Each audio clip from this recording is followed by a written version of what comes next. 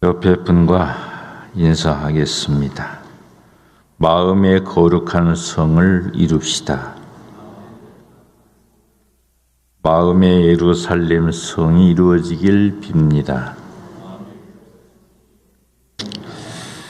제가 찬양대 찬양을 들으면서 이렇게 마음의 거룩한 성이 이루어지기를 원하면서 찬양을 부탁했습니다. 아무쪼록 하나님 나라에 우리 갈 때까지 마음의 거룩한 예루살렘 성이 이루어지기를 바랍니다.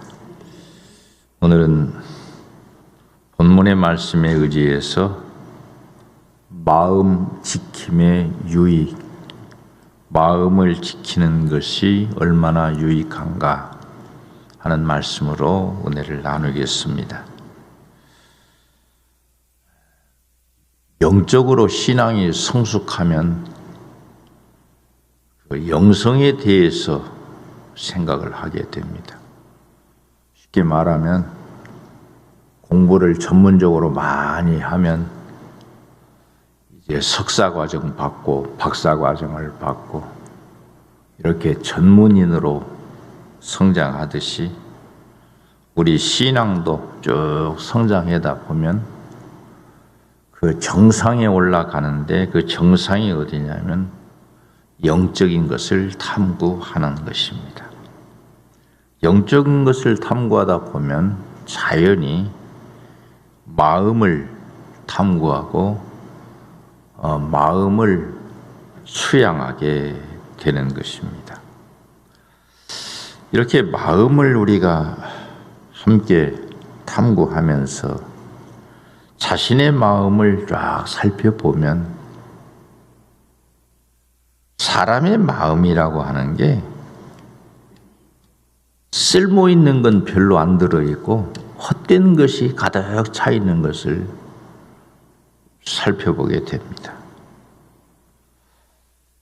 그 다음에 신령한 하늘의 것은 없고 세상적인 것, 세속적인 것들이 또 꽉 차 있는 것을 살필 수가 있습니다.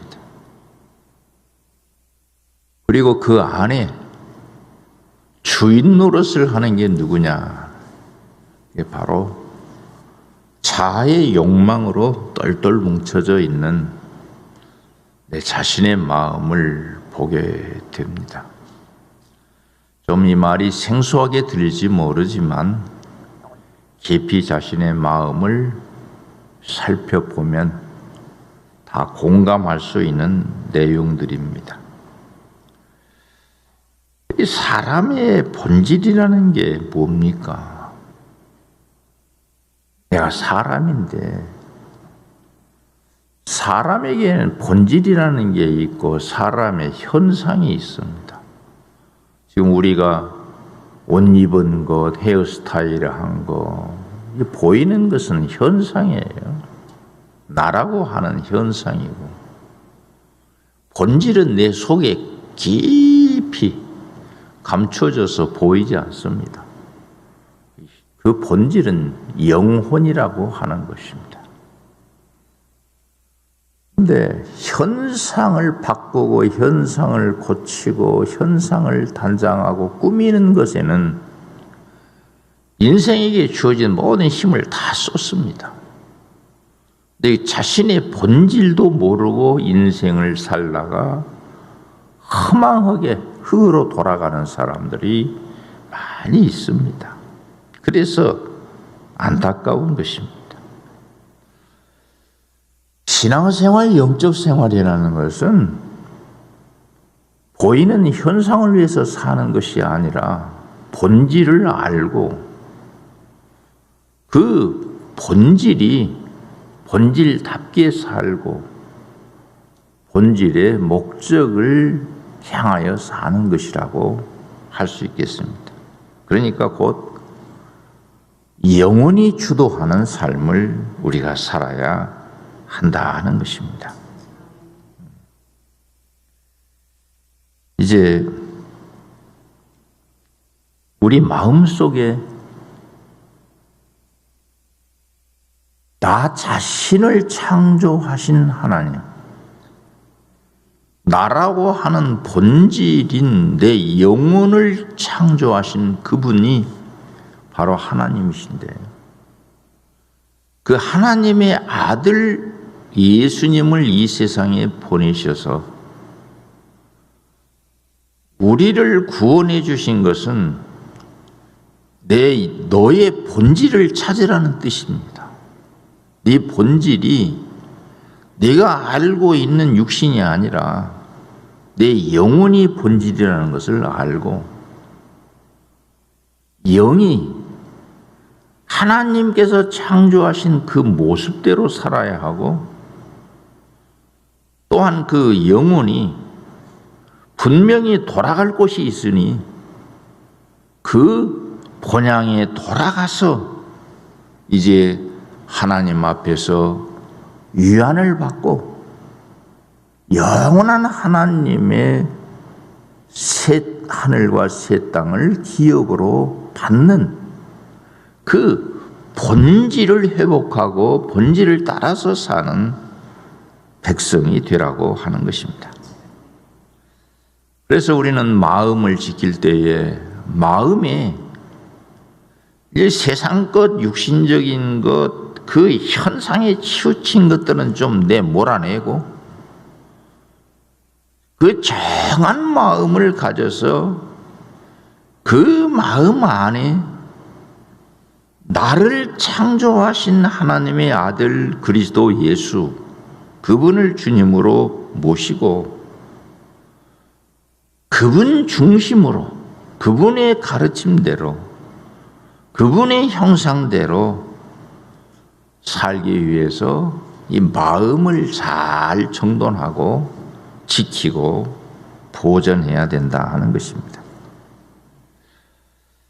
이렇게 마음이 그리스도 예수님을 모신 하나님의 거룩한 성으로 지켜지고 보존되게 될 때에 우리에게는 어떠한 유익이 있는가? 제가 그 말씀을 통해서 쭉 이렇게 찾아보니까 많은 유익이 있습니다만은 오늘은 세 가지의 유익에 대해서만 증언하려고 합니다. 그 첫째는 10절에 있는 말씀대로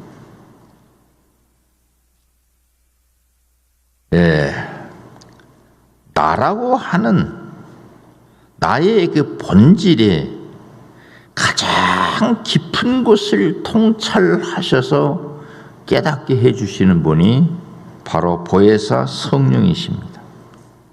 성령님이 역사하셔야 자기 자신의 본질을 확실하게 볼 수 있고 내 자신 내면의 가장 깊은 것을 통달할 수 있게 한다는 것입니다. 뿐만 아니라 하나님의 말씀, 하나님의 뜻도 성령께서 내 안에 역사하셔야 그 본질을 바르게 이해하고 깨닫게 된다는 것입니다. 우리 한국이라는 나라가 기독교인들의 숫자가 적지 않습니다. 그 머릿수 통계 숫자는 대단히 많은데, 그리고 또 하나님의 말씀을 매주 듣습니다. 예배 드리면서 듣고, 심지어 새벽 기도까지 나오는 사람들은 하나님의 말씀을 들을 기회가 일주일에 10번 정도 됩니다. 새벽 기도 일주일하고 3일, 주일날에는 2번 예배를 계산해 보세요. 한 10번 정도 하나님 말씀을 듣지 않습니까? 그러면 이 말씀대로 산다면은 이 세상이 뒤집어지고 또 남아야 되는데, 그리스도인들이 교회는 많은데 교회 밖에 나가면 그리스도를 믿는 사람들 같아 보이지가 않아요. 왜 그럴까요? 하나님의 말씀 들어야 된다. 오늘도 그 기도자가 기도했습니다마는 하나님의 말씀은 영적인 무기이고 영적인 양식이다. 이 성경이 가르치고 있습니다.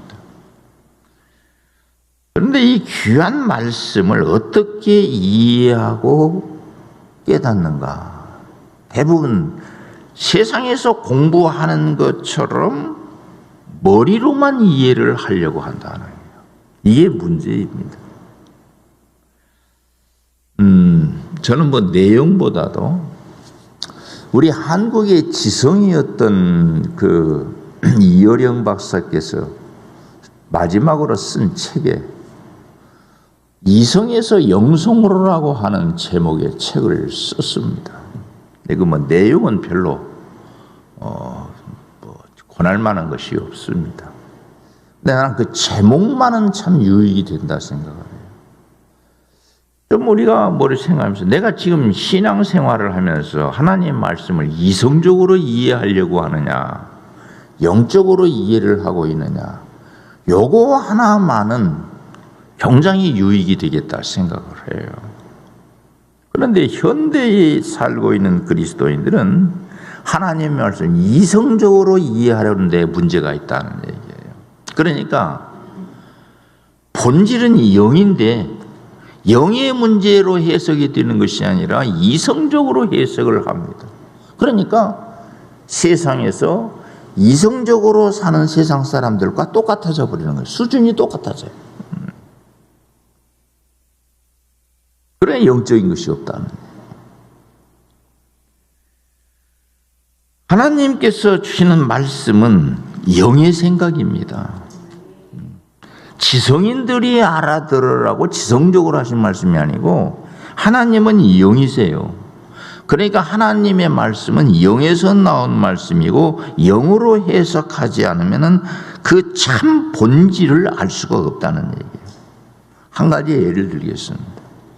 예수님이 십자가에 죽으실 때 유대인들이 그에게 고소한 그 죄명이 뭡니까? 죄명이 모독죄입니다. 모독죄. 마태복음 26장 61절에 보면 주 예수께서 이 공회에서 재판을 받으실 때 그 예수님을 향해서 고소하는 그 사람들이 그 뭐라고 말하냐면 하나님의 성전을 헐고 사흘 동안에 지을 수 있다고 이 사람이 말을 했습니다. 이것이야말로 성전을 모독하는 것이고 유대인들을 모독하는 것입니다. 우리가 이 성전을 몇 년에 걸쳐서 지었냐면은 무려 40년이 넘도록 우리 조상들이 성전을 지었습니다. 그런데 이 나이 30 정도 되는 이 사람, 젊은 사람이 이 성전을 헐어버리면 사흘 만에 짓겠다고 합니다. 이것이야말로 유대인의 신앙을 모독하는 것이고 우리 조상을 모독하는 것이고 성전을 모독하는 것입니다. 이 죄목으로 주 예수님께서 재판을 받으시는 거예요. 자, 이것은 지금 유대인의 이성을 가진 사람들이 판단할 때 분명히 저 예수라는 사람은 모독죄를 짓고 있다. 이성적인 판단의 결과예요. 그런데 예수님의 본심은 뭐냐? 예수님의 본심, 본질, 이 말씀의 본질은 뭐냐면 이 성전은 예수님의 몸을 말한 거예요. 그러니까 너희가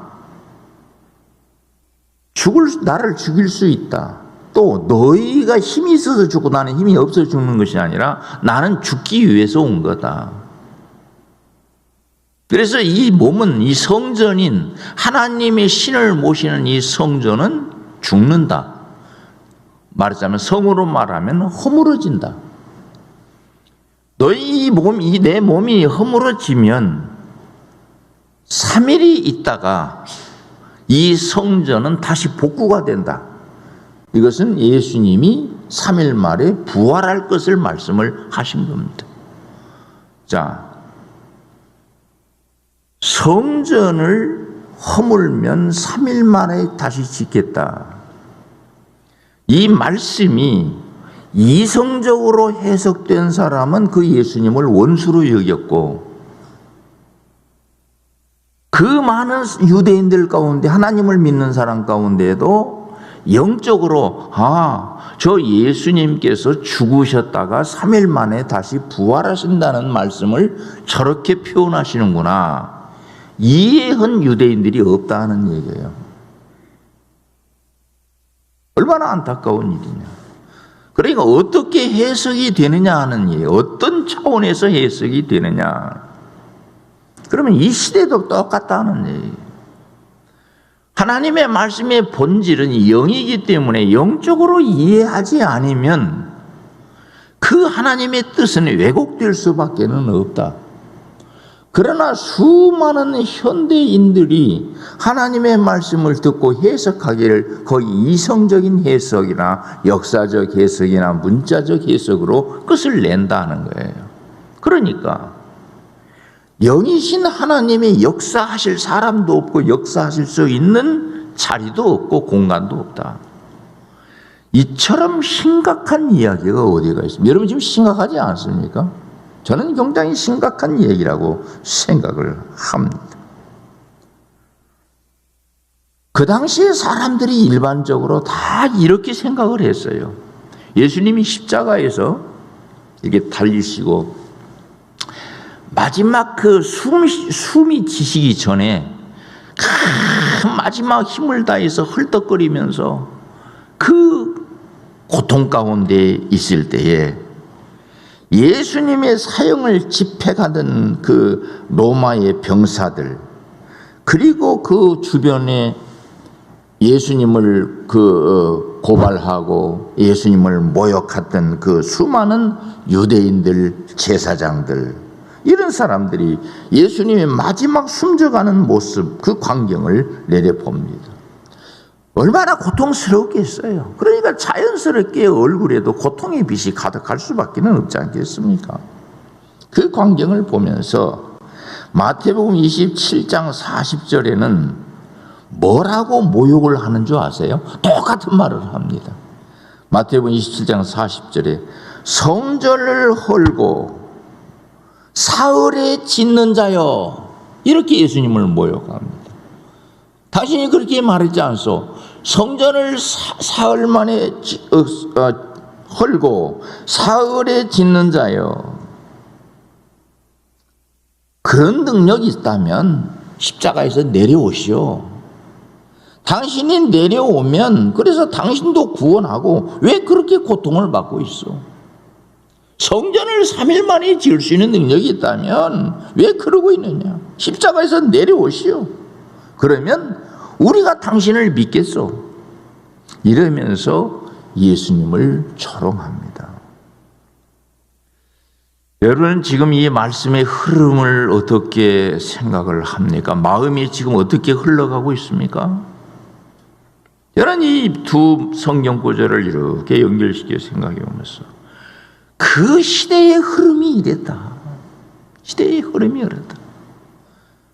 예수님이 하시는 말씀을 이성적으로 해석을 하니까 예수님과 원수가 되고 예수님을 못 박는 일이 되고 예수님을 조롱하게 됐다.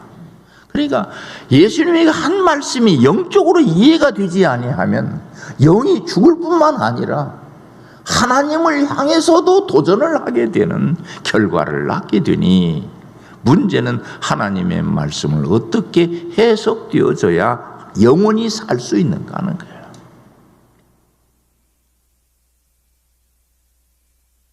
사랑하는 여러분, 그래서 성령님께서 그 아주 깊은 곳까지라도 통달하게 하셔서 성령께서 그 말씀의 본질을 내가 알게 하고 내 마음 깊은 곳을 통찰하시는 하나님께서 이렇게 영적인 생각을 가지고 영적인 해석을 하고 하나님의 깊으신 그 뜻을 알게 하시는 게 바로 성령님의 통찰하시는 능력, 통달케 하시는 능력이라고 하는 것이에요. 사랑하는 여러분, 그러니까 우리가 하나님의 뜻을 바르게 해석을 해서 하나님의 뜻을 아는 것은 이 마음 깊은 곳에서 나오는 것이다.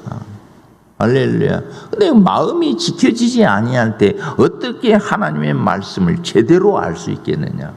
어떻게 하나님의 뜻을 깊이 알 수 있겠느냐? 여러분, 하나님의 뜻을 안다는 건 쉬운 일이 아닙니다. 대부분이요.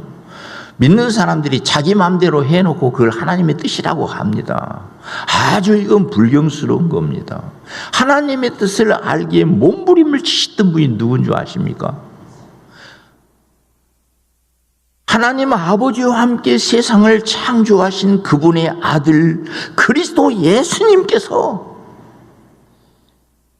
겟세마네 동산에서 이마에서 땀을 흘리는데 그야말로 피땀을 흘리면서 부르짖어서 찾고 또 찾고 또 찾고 또 찾는 게 무엇이었습니까? 그게 아버지의 뜻이었습니다. 아버지의 뜻이었어요.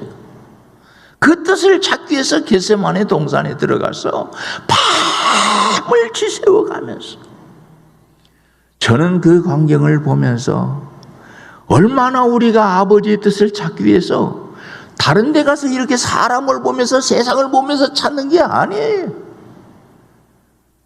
저 천문가들이 저 하늘을 보면서 춤을 추는 게 아니라 나의 내면 깊이를 바라보고 주의 성령님이시여 이 참 뜻을 알게 하여 주시옵소서. 내면 깊은 곳에 들어가서 비로소 내 마음 깊이 통달하시고 통찰하시는 성령님이 주시는 해답으로 우리는 하나님의 뜻을 깨달아 알 수 있다는 것입니다. 하나님의 모든 말씀과 뜻은 성령님이 내 마음속에 역사하셔서 그 깊으신 뜻을 통찰해서 알 수 있다. 그래서 우리는 마음을 지키고 마음 깊은 곳에서 그분의 뜻을 찾아야 한다는 것입니다.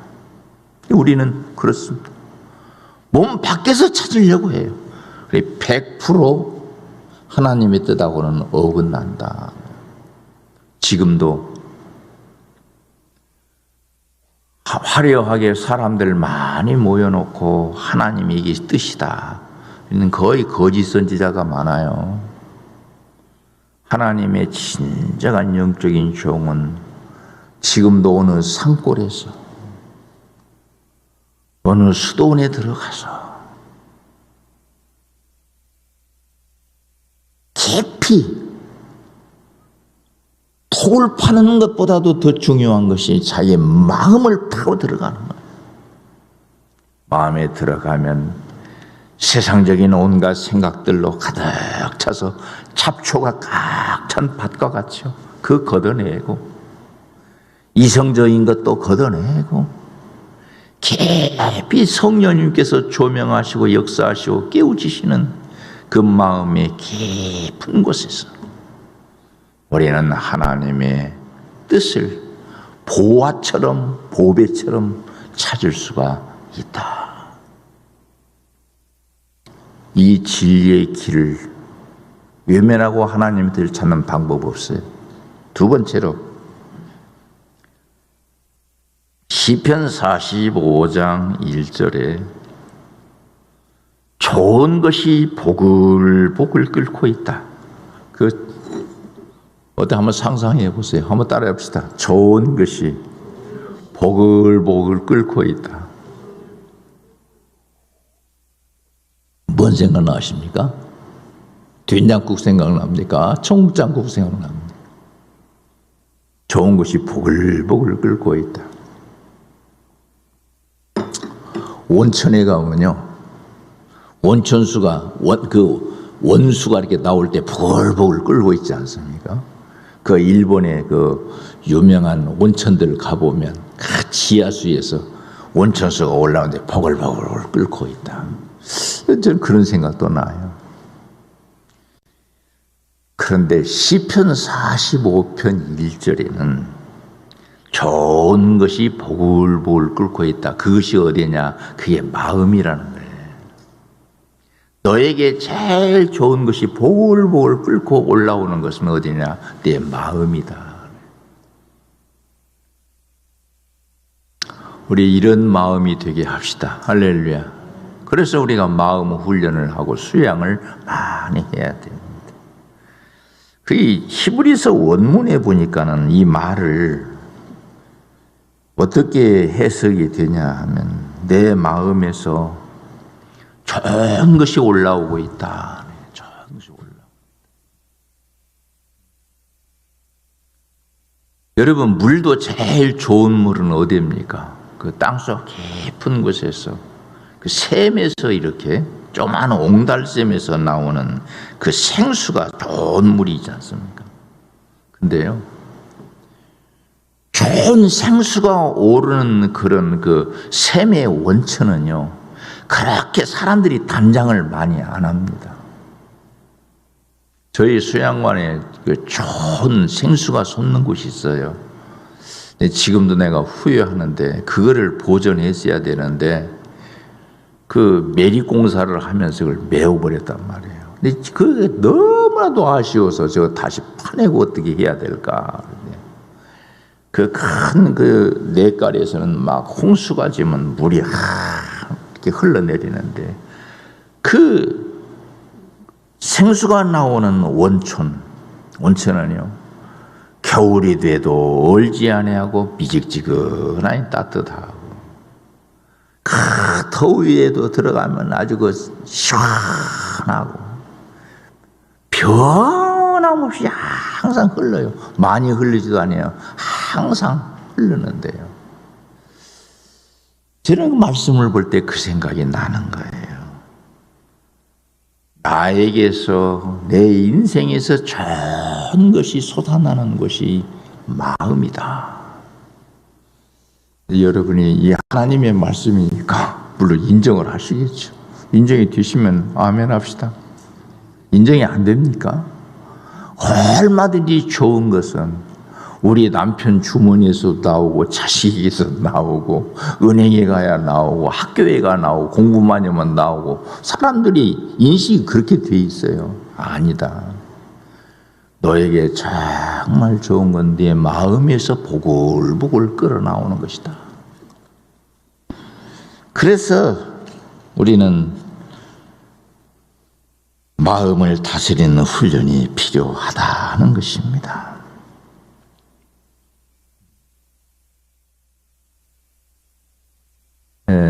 어린아이는요, 다른 것이 다 필요 없고 엄마만 있으면 되잖아요. 갓난아이는 제일 좋은 게 뭐예요? 어머니 냄새. 어머니 냄새. 어머니가 주시는 젖. 세상에서 제일 좋은 거예요. 어린아이는 세상에 아무리 좋은 거 관광시켜도 어린아이는 소용없어요. 어린아이는 엄마 얼굴만 보면 돼요. 어린아이는. 그리고 그 엄마와 함께만 있으면 돼요. 자, 옛날에 가난했던 시절에 엄마의 등에 앉아, 그 옆에 가지고 그 장보기 하는 그 아낙네들을 보면요. 그 뒤에 업고 가면서 그냥 그 아이가 목이 덜컹덜컹 하면서도 엄마는 그 뭐 이고 그러고 간대. 어린아이는 엄마만 있으면 돼요. 엄마만 있으면 돼요. 제가 왜 이 말을 강조하고 또 여러 차례 이 말을 인용하느냐 하는 것은 거기에 깨달음이 있기 때문이에요. 인간의 본성은 어린아이와 같아야 된다. 어린아이는 엄마만 있으면 돼. 인간의 본성인 영혼은 하나님이 계셔야 돼. 할렐루야. 하나님에 대한 냄새, 하나님의 향기, 하나님의 얼굴, 젖과 빛과 같은 하나님의 말씀, 또 그 하나님과 동행하는 삶, 이게 진정으로 내 영혼이 요구하는 것이다. 그런데 성장해 가면서 이것은 싹 묻어버리고 이제 현상적인 것만을 쫓아서 내 현상을 가꾸기 위해서만 몰두하는 우리들로 변질이 되어졌다 하는 것입니다. 사랑하는 여러분, 우리는 어떻습니까? 제일 기쁨도 하나님에게서 나오는 기쁨이어야 하고, 감사도 하나님께서 해주신 일에 대한 감사가 제일 큰 것이고, 참된 만족도 하나님 아버지께서 주신 것에서 참된 만족을 얻게 되는 것입니다. 여러분, 그리스도인은 다 감사라는 말을 많이 씁니다. 근데 감사, 그 어디서 솟아납니까? 마음에서 나오는 거 아닌가요? 참된 감사는 택하신 것을 깨닫고 나니까 참 감사하고, 제가요 어느 날을 성경을 보면서 깜짝 놀라는 거예요. 내가 오늘 아침에 성경을 보면서 하나님께서 너희 마음에 양자의 영을 주셨다. 이 머릿속에 수없이 암기된 말씀이에요. 근데 그 말씀이 가슴에 꽉 닿아요. 하나님께서 너의 마음에 양자의 영을 주셔서 하나님을 아바 아버지라 부른다. 내가 이래서 하나님의 자녀가 됐구나. 돈 많은 재벌가의 자식된 사람이 얼마나 기고만장합니까? 권력을 가진 사람의 자식들이 얼마나 당당하게 삽니까? 야, 하나님의 영이 내 안에 오셔서 양자의 영을 주셔서 하나님의 자녀가 되게 하셨다. 그리고 자녀의 권세를 주셨다. 우리 그리스도인들이 정말 당당하게 살 만한 근거가 되지 않습니까? 얼마나 이게 감사한 일입니까? 이게 어디서 나오는 것입니까? 속에서 부글부글 솟아나와야 된다. 아멘. 여러분, 하나님은 우리에게 돕는 은혜를 주십니다. 믿으십니까? 믿음을 가지세요. 그래야 감사가 나와요. 여러분 주변에 도울 사람 많이 있습니까? 제가요, 이 말씀을 준비하면서 한번 생각해 봤어요. 우리 성도들 전체를 놓고 우리를 도와줄 수 있는 사람이 각 사람은 얼마나 있는가. 우리 조장로도 보면 조장로 불쌍하잖아요. 누구도 보면 다 불쌍해요. 왜? 도와줄 사람이 별로 없어요. 부모도 도울 사람이 없고 형제간도 도울 사람도 없고, 조장로라는 저 사람이 어디에 가서 나 돈 1,000만 원만 누가 좀 빌려주세요. 빌려줄 사람이 있어요? 그래서 가만히 생각해 보니까 우리가 나가서 돈 1,000만 원만 빌려주세요 해도 돈 1,000만 원을 빌려줄 만한, 도움 줄 수 있는 사람이 없어요. 어디 이 앞에 있는 최권사는 있어요, 없어요? 없어? 아이고 불쌍해라. 조전도사는 어때요? 나가서 오늘 가서 1,000만 원 빌려올 때 있냐고 없냐고? 있어? 아이고 저 대단하네. 나도 없어요. 왜? 나는 성도들에게 돈 거래를 안 하는 사람이 아주 원칙이니까. 목사가 돈 빌려달라고 얘기한 적 들어본 사람 있는가 봐봐. 나는 돈 거래하는 일이 없어요. 성도들에게.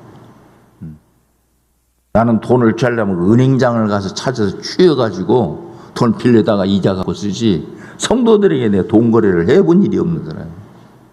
근데 내가 어디 가서 돈 1,000만 원을 빌릴 수 있는 일을 해본 일이 없으니까 없을 것 같아요. 참 불쌍하다. 그런데 이런 나를, 하나님 나를 갈 때까지 때마다 일마다 도와주시는 그분이 있으니 바로 우리 주의 영이신 성령님이 내 안에 계셔서, 야, 너 1000만 원 사람한테 빌릴 수 있는 능력 없어도 내가 때마다 일마다 내가 너를 도와주겠다. 할렐루야.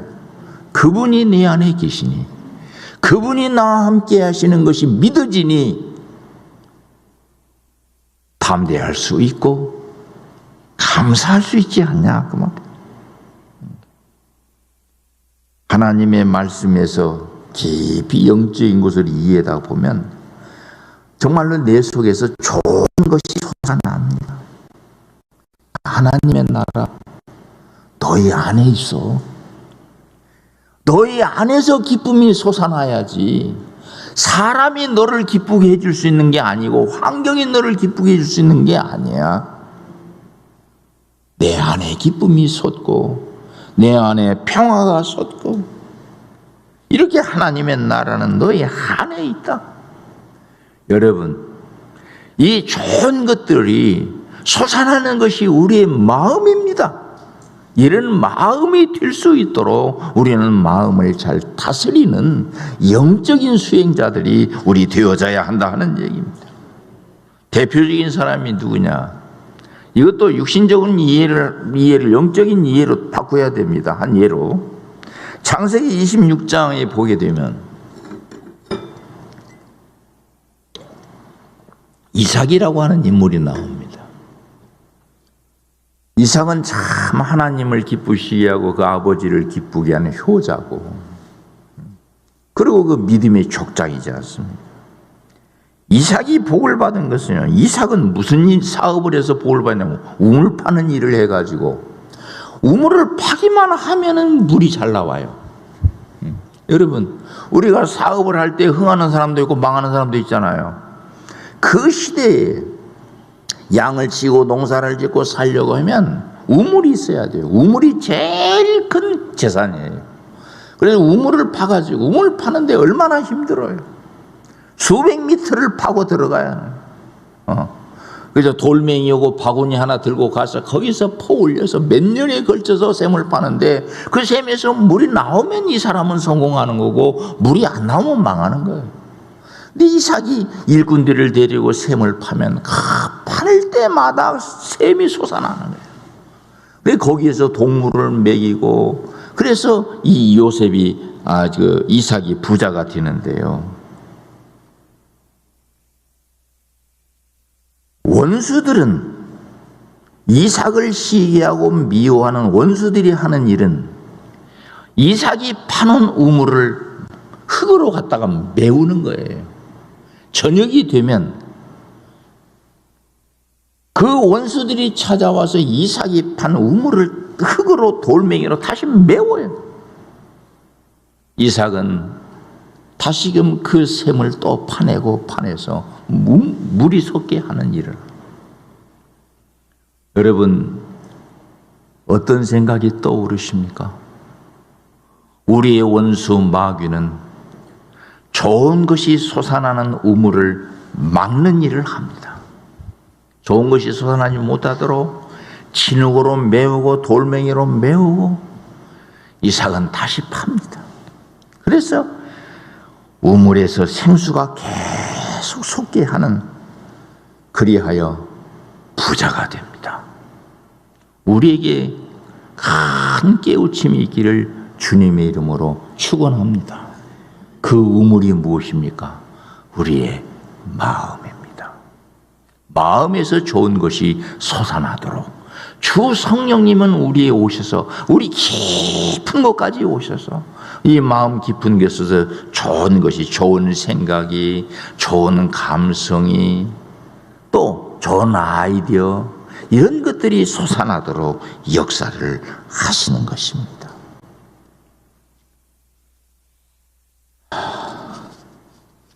오늘은 한 8가지 정도 해야 되는데 2가지 했는데 시간은 다 지났습니다. 별 수 없이 여러분 또 다음 일정이 있으니까 마쳐야 되겠죠. 두 가지 마치겠습니다. 제가 2주일에 걸쳐서 성도들에게 조금 부담이 되는 요구를 했습니다. 이번 주일에는 요거는 한번 해봅시다. 우리가 그냥 주일 한 주일 지내지 말고 이번 주는 요거 한번 해봅시다. 그랬는데 좀 우리 젊은 권사님들 얘기 좀 들으니까 목사님 과제 내주니까 좋던데요. 그래서 그 말이 성도들의 뜻인 줄로 알고 오늘 또 과제를 하나 여러분에게 부탁을 드린다면 마음에서 나오는 것이 뭔가? 그 말씀이 야고보서 3장 11절에 있습니다. 야, 샘을 보아라. 샘에서 단물이 나와야지 쓴물이 나와가지고 되겠냐? 그 마음에서 쓴물이 나오는지 단물이 나오는지, 쓴물이 나오는 것들은 소멸시켜야 되고 계속 시편 45편에서 말씀대로 아주 단물이 기쁘고 좋은 것들이 내 안에서 솟아날 수 있는 한 주간이 되도록 우리 영적으로 살아내는 한 주간이 되시기를 주님의 이름으로 축원합니다. 결단의 기도를